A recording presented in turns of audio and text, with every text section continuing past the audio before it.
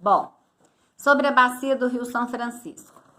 A bacia do São Francisco situa-se totalmente no Brasil. Tem sua nascente na Serra da Canastra, em Minas Gerais. O São Francisco mantém-se com drenagem perene e exorreica. No passado, ele foi um rio bastante utilizado pela navegação, mas atualmente o nível de suas águas tem baixado devido ao desmatamento ao longo dos seus afluentes. Ele é um rio que apresenta grande potencial hidroelétrico. Lá se encontram instaladas importantes usinas para o Brasil, sendo uma delas a de Paulo Afonso, Sobradinho, Três Marias e outras, tá? O Rio São Francisco, ele recebe algumas denominações. Por exemplo, ele é conhecido como Velho Chico. Velho Chico por conta de quê? Geralmente as pessoas que chamam Francisco, sempre eles acham um jeitinho de chamá-lo de Chico, tá? E com o Rio São Francisco não foi diferente. Ele também é chamado de Velho Chico. Ele também é chamado de Nilo brasileiro, por conta que ele é bastante semelhante com esse rio africano, tá? Ele também é chamado de Rio dos Currais, devido à implantação de currais ao longo de suas margens aí, no período colonial do Brasil. Ele também é conhecido como Rio da Unidade Nacional, porque ele interliga duas regiões mais populosas do Brasil, o Sudeste e o Nordeste. Aconteceu no Rio São Francisco, podemos já dizer assim que aconteceu no Rio São Francisco a transposição das águas do Rio São Francisco.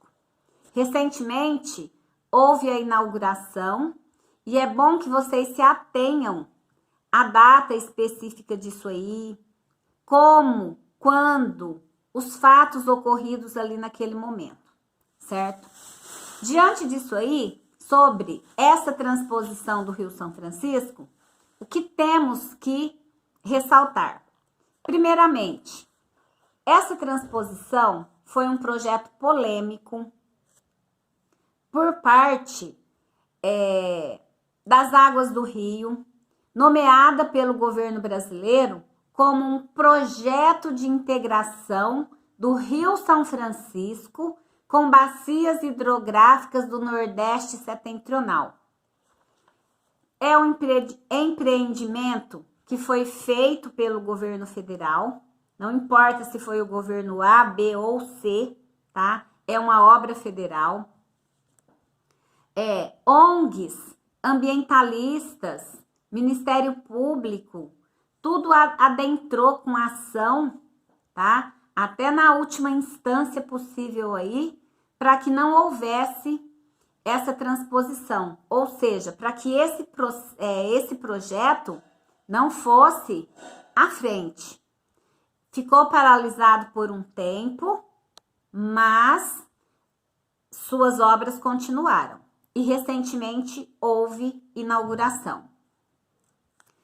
Havia, à época aí, argumentos favoráveis à transposição e desfavoráveis a esse projeto, tá?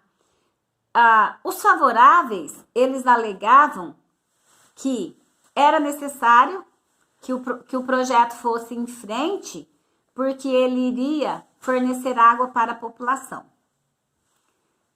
Os desfavoráveis, eles alegavam que o custo da implantação desse projeto aí era muito elevado, tá? E segundo dados aí, né, houve bastante desvio de dinheiro público durante o percurso aí desse projeto. O professor Aziz Saber, tá? Ele fez alguns comentários a respeito da transposição do Rio São Francisco. E os comentários que o professor Azi Saber fez, tá? Ele fez uma crítica a esse projeto em seus aspectos negativos, tá?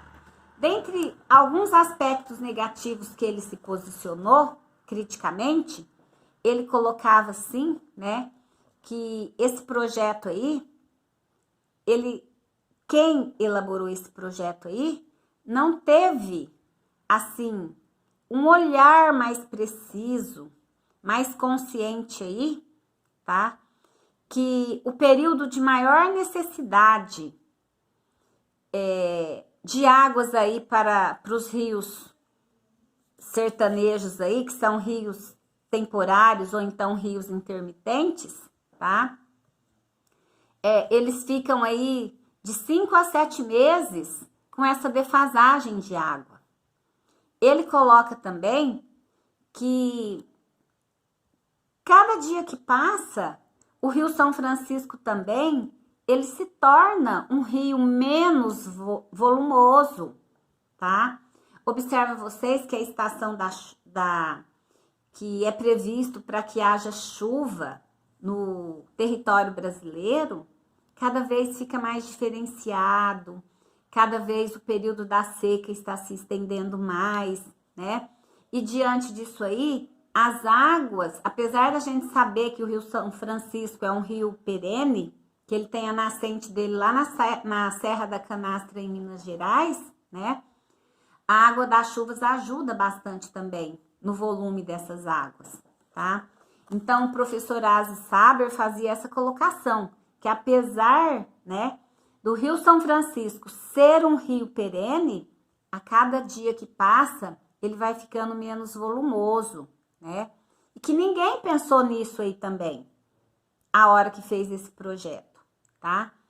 E ele vai além, ele adentrou na questão financeira disso aí, desse alto custo do projeto, né? Então, ele já foi um projeto que ele foi lançado com o preço lá em cima.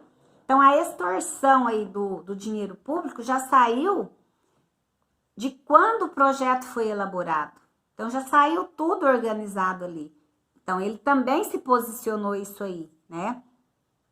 Ele fala assim que 2 bilhões seria, né, o que era o que constava ali no projeto para início, tá?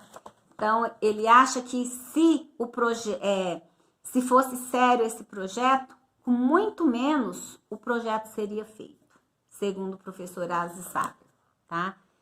E, né, ele coloca outros pontos negativos aí criticamente, tá? Bom, isso um pouquinho do São Francisco, tá? Agora, eu vou colocar para vocês também um pouquinho aí da Bacia Platina, tá? A Bacia Platina, ela é formada pelos rios Paraná, Paraguai e Uruguai.